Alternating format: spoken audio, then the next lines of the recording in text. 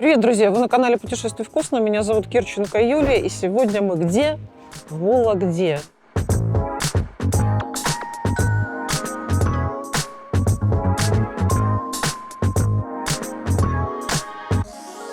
В этом ролике мы с вами узнаем немножечко про Ивана Васильевича, окунемся в поэтический экскурс, узнаем, что такое вологодское масло, опять побываем в родном и исследуем, что такое сухой закон в Вологде и коктейль «Электроцветы».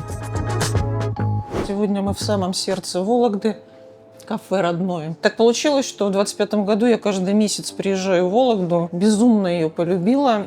И полюбила это место, потому что это кладезь северной национальной региональной кухни с уникальными блюдами из, казалось бы, обычных продуктов, всеми нами известных, но приготовленные с любовью и по некой такой технологии, что рвутся рецепторы в роте, и ты понимаешь, что ты не можешь сюда не вернуться. Поэтому если вы собрались в Вологду и приедете, то это место обязательно к посещению. Это сделано как, я не знаю, музей этнографии Вологодщины. Даже в каждом простом уголке, я не знаю, там идешь в туалет, и тебе там рассказывают все через О. Вот эта знаменитая девочка, как ее звали?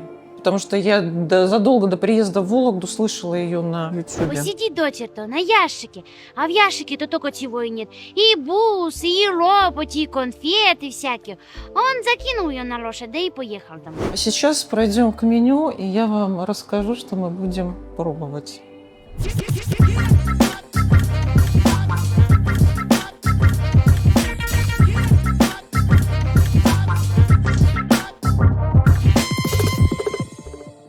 Меню мне известное. Я здесь завтракаю, иногда ужинаю, иногда не бывает, что не бывает мест. Поэтому сегодня мы будем обязательно брать серые вологодские щи. Салат мимоза, с одной стороны, ничего удивительного, но меня привлек моченый судак. Обязательно попробуем кулебяку с печеным картофелем и рыжики из Тарнукского района. Попробуем груздянку и вяленую свеклу. Это уникальное блюдо, на мой взгляд. Конечно, такая закуска под наливают, но здесь не наливают. Здесь вам могут налить очень вкусные чаи, а я буду клюквенный морс. Так, мимоза, смотрите, такая достаточно большая порция. Стоит она у нас 450 рублей, 245 грамм. Сверху картофель. Такой тоненький картофель-пай или картофель.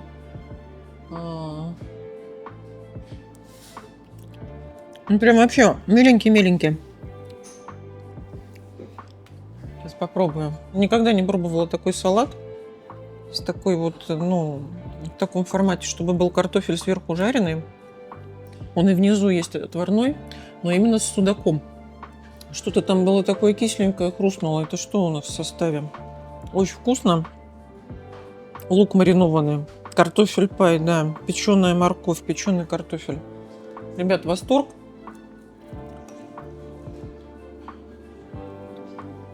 У меня столько блюд.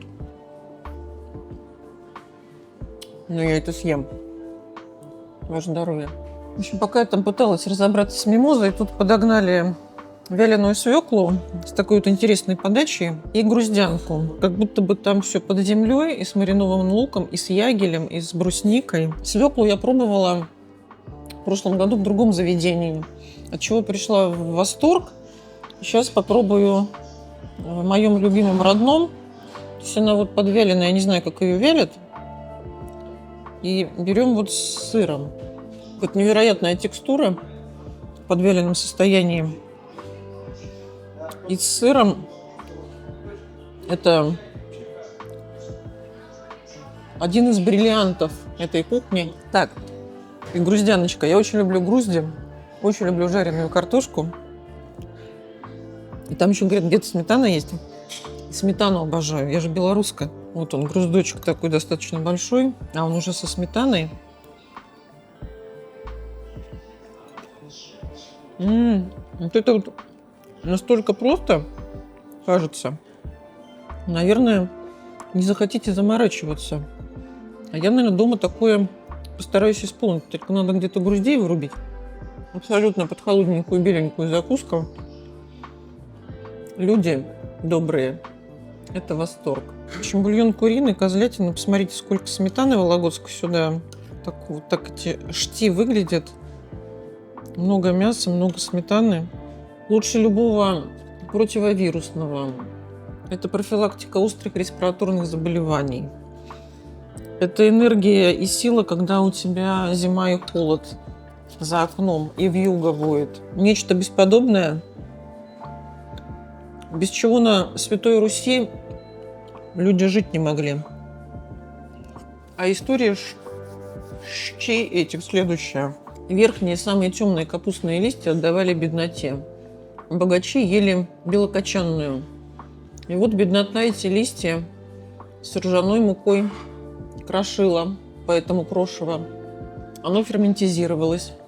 И это не кислые щи из капусты, это совершенно отдельное блюдо с иным вкусом и с другой совершенно питательностью.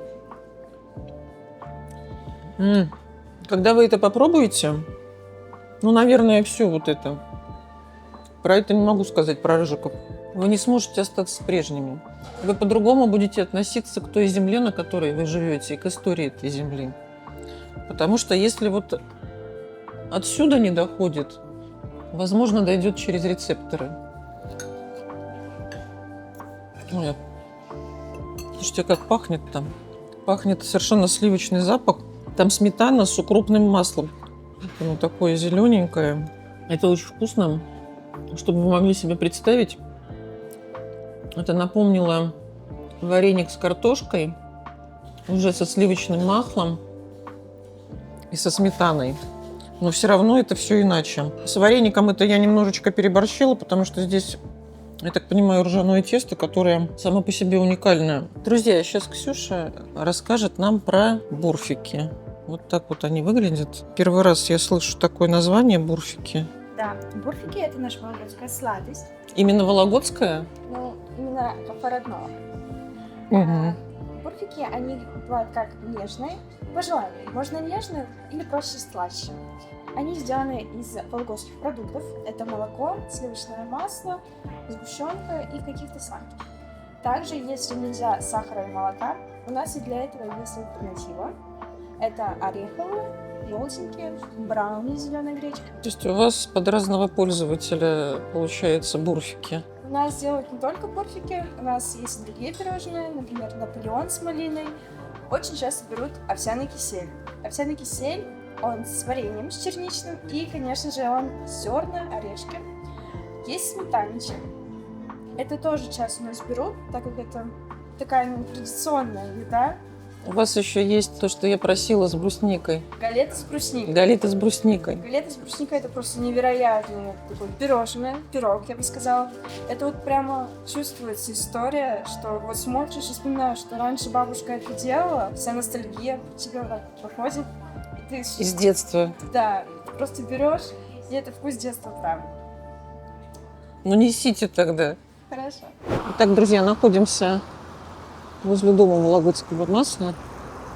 Сейчас посмотрим и послушаем истории про этот великолепный продукт. Смотрите, какие наличники массивные. Находятся на улице Октябрьская, 11. Вот, пожалуйста, историческая заметка. В 18-19 году, 1900, губком РКПБ находился. Итак, друзья, мы в музее масла, где рассказывается история вообще происхождения этого продукта. Так вот, происхождению этого продукта порядка 4500 лет. И первые упоминания о масле – это в шумерских летописях, когда этот продукт был упомянут впервые. А история его происхождения, ну, как обычно, кочевники возили молоко, оно взбивалось, отслаивалось, и получился вот такой продукт. На Святой Руси готовить масло начали где-то в IX веке, ну и дальше пошла эволюция и технологии приготовления. И именно в Вологде, благодаря Николаю Верещагину, брату живописца Василия Верещагина, этот продукт достиг совершенства. Да, вот здесь видно оборудование, при помощи которого взбивали масло. Вот, кстати, вот эти вот маслобойки так делали в Белоруссии. Вот такая была у моей бабушки. Я часто взбивала масло. То есть сюда наливали сметану, и потом взбиваешь, масло отделяется и образуется сыворотка. Кстати, немаловажная часть для получения очень вкусного масла, ну и вообще молочки, это кормовая база крупного рогатого скота. Так вот, на Вологодчине очень много заливных лугов с многотравием, и именно это дает уникальность, в том числе этому замечательному продукту. Смотрите, вот это все коровки кушают, а потом получается маслица. Вообще история следующая. Николай Верещагин побывал в Европе на выставке и попробовал парижское так называемое масло, которое имело вот характерный ореховый привкус. Естественно, никто рецептуру не сказал. Вот. Вернулся в Россию, стал проводить эксперименты. Как же достигается вот этот ореховый вкус? Сначала отстаивают сливки, ну либо сепарируют. Дальше их помещают в так называемую водяную баню, то есть нагревают до температуры где-то порядка 60-80 градусов. Вот именно в этом был секрет, какая температура необходима. Как мне рассказывали местные старожилы, ну или там местные таксисты, он заснул, потом проснулся и понял, что что-то передержал. Вот именно в этот момент и достигла температурного режима вот эти вот подогретые сливки, которые дальше надо было охладить. И вот именно так получился вот этот знаменитый ореховый вкус. И, собственно, произошла эврика. Вот такая вот история. Видите, как пишется? Приз курант. Вот так изображается первый сепаратор, который использовали в этих широтах. Сейчас на Вологодчине порядка, по-моему, 7 хозяйств, которые могут называться вологодским маслом. Вообще молочка здесь замечательная. Не только масло, но и сгущенка, сыры, шоколадное масло. Так ездили по деревням, в бидонах собирали. Потом, помнится, такой вот транспорт был. И вот такой транспорт. И такой вот. Вручную доили. А сейчас доют совсем по-другому. Можете посмотреть в ролике, когда я была на агроферме. Представлены подделки вологодского масла. Никогда не ведитесь.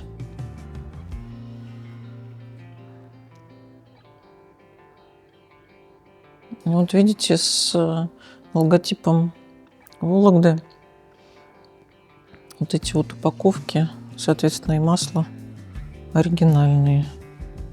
Вот видите, так сказать, собственные товарные марки разных сетей.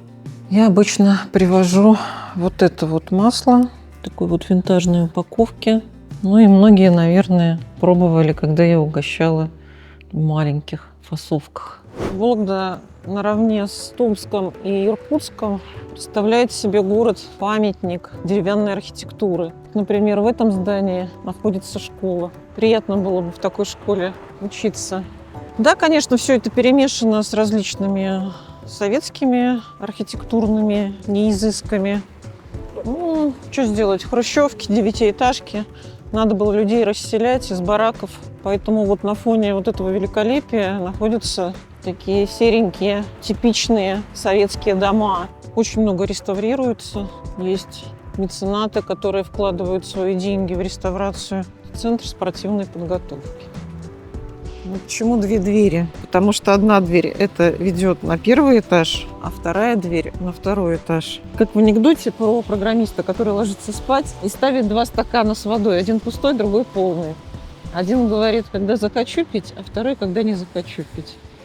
Вот такая вот история анекдотичная, связана с архитектурой Вологодчины. В этом ролике мы с вами немножечко посмотрим Вологды предновогодней, послушаем истории о Иване Васильевиче, а поможет мне это сделать прекрасная Елена Волкова. Да, это мы запросто. Елен, холодно, почему вы без шапки? Мы, северяне, вообще до минус 20 шапки не надеваем. Шутка, шутка. Стендапы без шапок записываются. Когда я работала журналистом, было так принято. Расскажите, пожалуйста, с чем связано вот это вот Появление в нашем появление городе. Ивана Васильевича, который изменил профессии и стал теперь памятником? Значит, с Иваном Васильевичем у нас связано все практически. Если вы спросите у вологжан, что связано с Иваном Васильевичем в Вологде, они вам твердо ответят все. Впервые он приезжает сюда в 1545 году, а напомню, родился он в 1530 и уже в 3 года стал царем. То есть это царь, который правил нами, был формально царем, начиная с 3-летнего возраста и на протяжении 50 лет. В 45 году он приезжает по северным монастырям, а в 65-м приезжает уже с конкретной целью. Вологда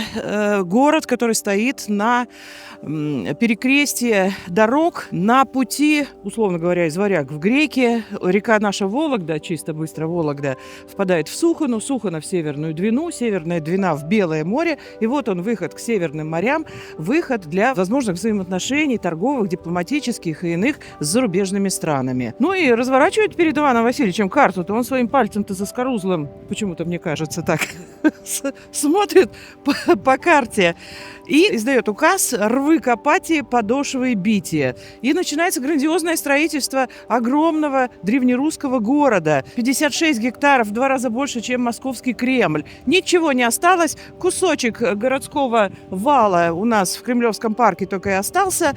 А в центре, конечно, закладывается, вот мы видим седые купола Софийского собора. Первоначально он строился по образу и подобию Успенского храма в московском Кремле. Успенский, Софийский, так вот 2 названия у него. Строится он всего 2 года. Иван Васильевич наблюдает за этим строительством, живет здесь практически безотрывно. Исследователи посчитали, что в общей сложности в Вологде он провел больше 3 лет. Где-то вот здесь, вот чуть дальше, правее, был деревянный дворец Ивана Грозного. При раскопках нашли останки очень большого деревянного здания. Вероятнее всего, это и был путевой такой дворец нашего царя. И ходил он сюда как на работу. За 2 года Софийский собор был построен, и здесь начинается самая известная вологодская легенда. Главное детище Ивана Васильевича Грозного – Софийский собор.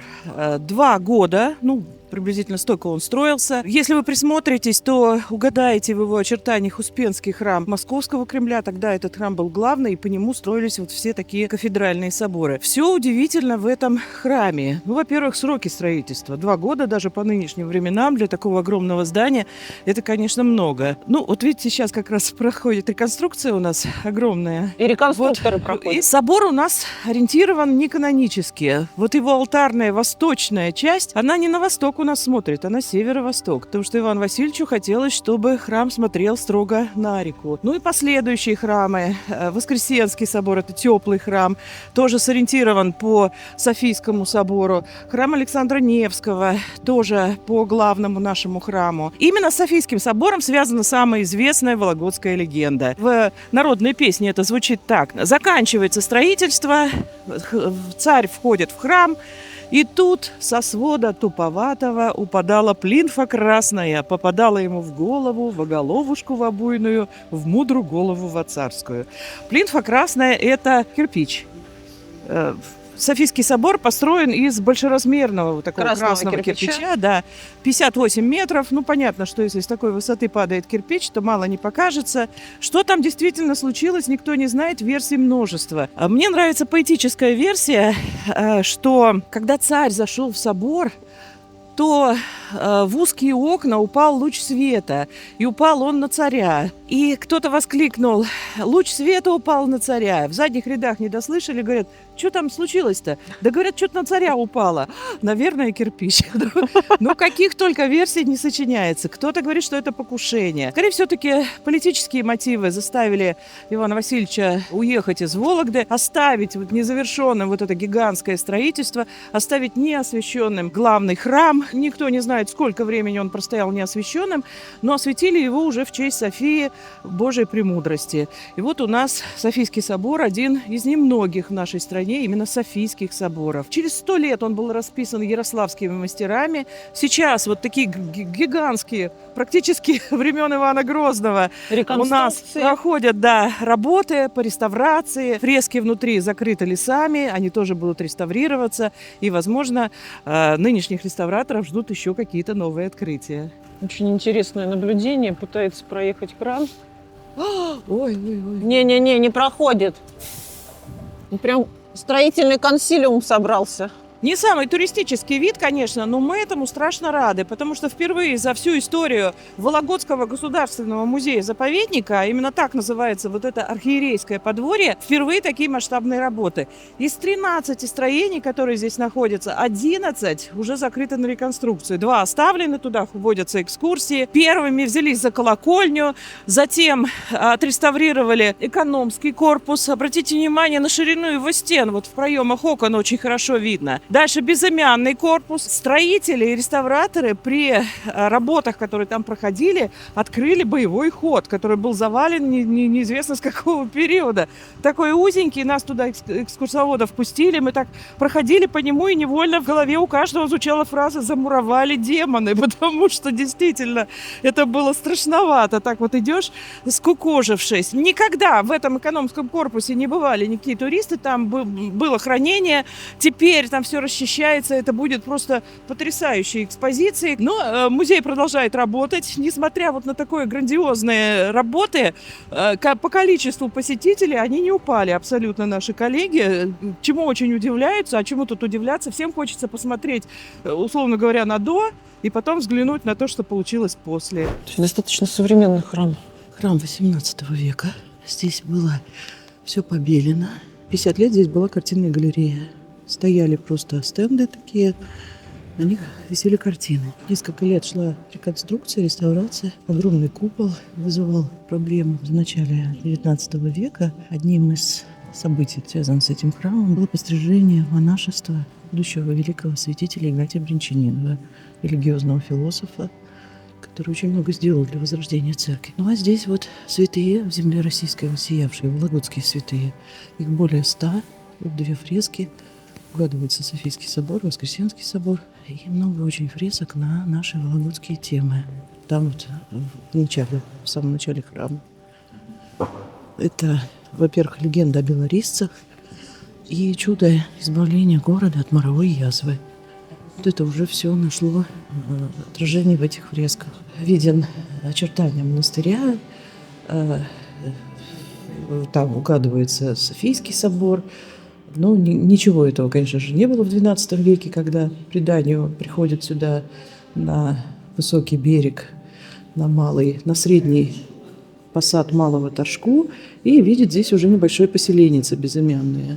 То есть это были потомки новгородцев, которые уже здесь жили, имели такой укрепленный форпост на севере Новгородского княжества. И вот преподобный монах Герасим считается таким духовным основоположником нашего города. Он строит Троицкий монастырь. Ничего не осталось, конечно.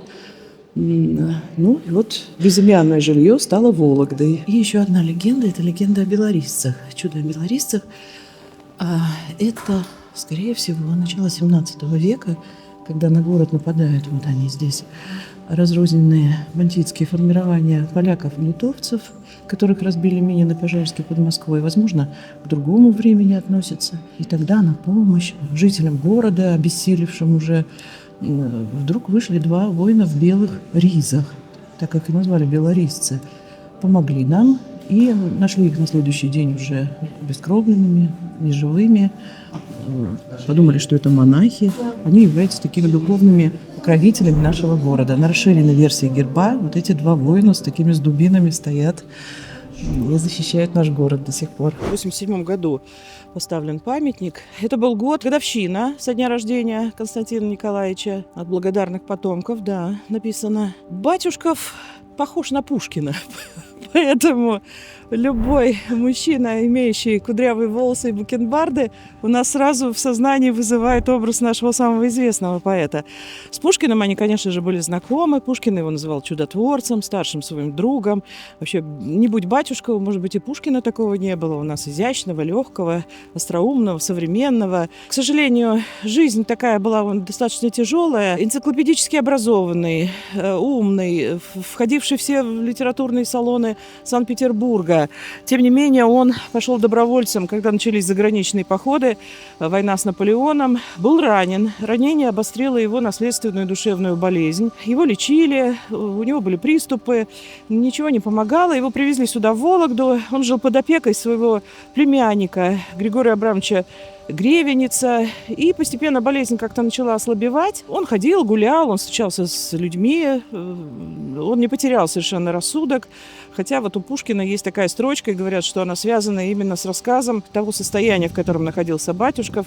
«Не дай мне Бог сойти с ума, нет лучше посоха с ума». Все, что им написано, и проза его, и стихи, особенно проза, она такая современная, там прогулки по Москве у него есть. Если их почитаете, то как будто бы о современном обществе и пишет. Ничего не меняется в мире. Батюшков стоит не один, он стоит со своим верным другом, боевым конем. И справа и слева две его музы. Военная Афина Паллада и поэтическая муза, девушка с дудочкой. Вот она.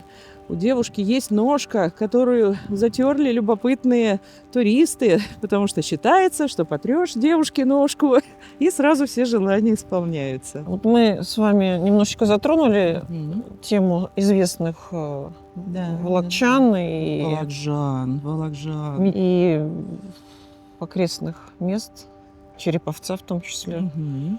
Вот я, например, из современников знаю, что Леонид Парфенов из Череповца. Да. Там есть музей Башлачева. Да. Вот. Красавица актриса Анна Самохина, тоже череповецкая. Ну, а если вообще продолжать какой-то поэтический, такой артистический, театральный, творческий, да, то, например, можно вспомнить Александра Яковлевича Яшина. Попов, его настоящая фамилия, Александр Попов. Яшин, это он по отцу взял себе псевдоним. Паренек из деревни с таким названием Блудного. Но не потому, что там что-то вы подумали, а потому что тропинка вот так вот виляет, что можно заблудиться в этих Никольских лесах. Выпала на его долю Великая Отечественная война, участвовал в войне, красавец такой. С усами. С усами, да. Есть у него пронзительные стихи, в том числе и о войне. Ну, вот эту строчку, наверное, все знают, все думают, что это какая-то пословица-поговорка «спешите делать добрые дела». Это строчка из его стихотворения о том, как человек стремился всем помочь, а уже поздно. «Нет отчима, и бабка умерла, спешите делать добрые дела». Поскольку человек был необычайно притягательный, красивый, умный, обаятельный, остроумный, то и женщины не были обыдены его вниманием. У него было несколько жен, причем утверждается, что... В отличие от Владимира Гелеровского. Да. Причем утверждается, что как-то удавалось им сохранять мирные отношения. Ну и еще такая история печальная, романтическая, трагическая даже. Его возлюбленная Вероника Тушнова, тоже известная поэтесса, написавшая цикл стихов, которые затем стали песнями. Это «100 часов счастья чистейшего без обмана», «100 часов счастья, разве этого мало?» Или «Но переждать не сможешь ты 3 человек у автомата». Это все Вероника Тушнова, вот их роман в стихах. К сожалению, сначала она ушла из жизни, и потом через короткое время он от той же болезни тоже ушел из жизни. На родине Александра Яковлевича, в городе Никольске, в деревне Блудного, есть музей. А недалеко от деревни, в местечке, которое называется Бобришный Угор, это, знаете, для нас это такое Болдино или... Ну, Болдино это все-таки там усадьба, а тут маленький охотничий домик. Он получил как лауреат государственной премии, видимо, у него были средства, и он на высоком берегу реки Юг поставил маленький, ну, просто будочка такая, домик охотничий, где он любил проводить свои Уединяться. Свободные, да, дни. И туда к нему приезжали его друзья. А друзья у него в то время были, ну, вот 50-е, 60-е годы. А друзья — это самые известные поэты. Такое вот Переделкино, что ли. Северные ли условия, прекрасная ли природа, роскошные ли традиции. Что выковывает из человека поэта? Что делает из человека поэта? Наверное, какая-то совокупность всех этих Ну, и обстоятельств. любовь, безусловно. Безусловно, Вообще конечно. любовь двигатель всего. Конечно, конечно. Если обращаться к творчеству до того же Шаламова, вот домик, пожалуйста, Шаламова, вот за Софийским собором, Шаламовский дом, дом, в котором жил священник, Тихон Шаламов, отец будущего писателя Варлама, он был священником Софийского собора. Вот здесь будущего писателя, вот там видно за многочисленными строительными материалами, виден портрет его, там Шаламовская комната. Иван, расскажите, пожалуйста, говорят, в Вологде алкоголь продают с 12 до 14. Это правда? В розницу, да. В барах нет. В барах можно хоть круглые сутки. А какой самый лучший бар в городе Вологда? Смотря что хочется. Смотря что А хочется. аутентичных настоек? Тогда к нам, в Синицу, однозначно. Вариантов-то больше, собственно, и нет. А у вас усы такие откуда? И над губой растут. Если не брить, иногда бывает такое. Да? Да. Ну, это круто. Скажите, пожалуйста, а какая гордость вашего бара, какая настойка? Электроцветы 100%. Короче, есть такой цветочек астриолийский. Называется он спилантес. В нем содержится такое вещество, которое называется спилантол. Если коротко, это просто легкий природный анестетик, используется в стоматологии, в народной медицине, в жидких вибраторах. Чуть дальше поймете, почему, если будете пробовать. Простите, где? В жидких вибраторах. Начнем с того, что такое жидкий вибратор. А это уже сами погуглите. Такое мы объяснять не будем. В общем, сам спилантес у нас, в частности, растет вот здесь. Его зовут Гриша. В общем, настоечка делается у нас на стеблях и листьях этого спилантеса и подается с самим соцветием. Оно может выглядеть не особо, скажем, привлекательно, особенно когда оно маленькое. Но вообще он дает часто и большие цветочки. Просто сейчас, к сожалению, зима, он не настолько урожайный, потому что основное количество, естественно, у нас выращивается не в баре, а у нашего владельца буквально на даче в теплице. У него прям отдельная теплица выделена. Зимой, к сожалению, приходится замораживать цветочки и делать вот такие вот заготовки, он как сверху. Это целая бадья как раз-таки спилантеса. Все, что туда добавляется, это, собственно, сам спилантес, водка и капелька сахара, просто чтобы это было немножко поприятнее. По вкусу она, конечно, не то чтобы прям вау, просто трава с привкусом таким, как будто вы лизнули батарейку Крона, такой немножко кисловатый. Но вся фишка в эффекте. Часто в детстве лизала батарейки. Вот, как раз. Как она, в принципе, пьется? Вы берете цветочек, разжевываете цветочек, секунд 20. Тут важный момент. Надо разжевать максимально качественно. С левой, с правой стороны, по всему рту погонять, чтобы эффект распространился везде. После вы запиваете настоечкой. Тут тоже очень важно ее не сразу же быстро опрокинуть, плавненько так прокатить по языку. Дальше, собственно, просто наслаждайтесь эффектом, который будет заключаться в том, что у вас начнет немножечко неметь язык, его будет покалывать. Знаете, как когда ногу лежали, она затекла. Я знаю, пьете, как ну, это. вот такое. В своем возрасте я это знаю, как это получается. Да, вот оно. И, собственно, у вас будет вот такое вот онемение с покалыванием.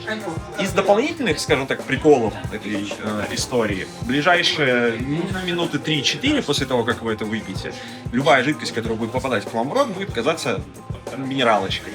Чуть-чуть солоноватой, чуть-чуть газированной. Даже собственная слюна, которая у вас тоже будет вырабатываться в больших объемах, будет вам казаться газированной. Но эту настоечку мы всегда все равно рекомендуем пить в конце, потому что она немножечко подзабьет рецептор, и после нее другие настойки не то что будут вкусные, но не в полной мере раскрываться. Либо выпить эту настоечку и минут 5 посидеть, пока эффект не пройдет.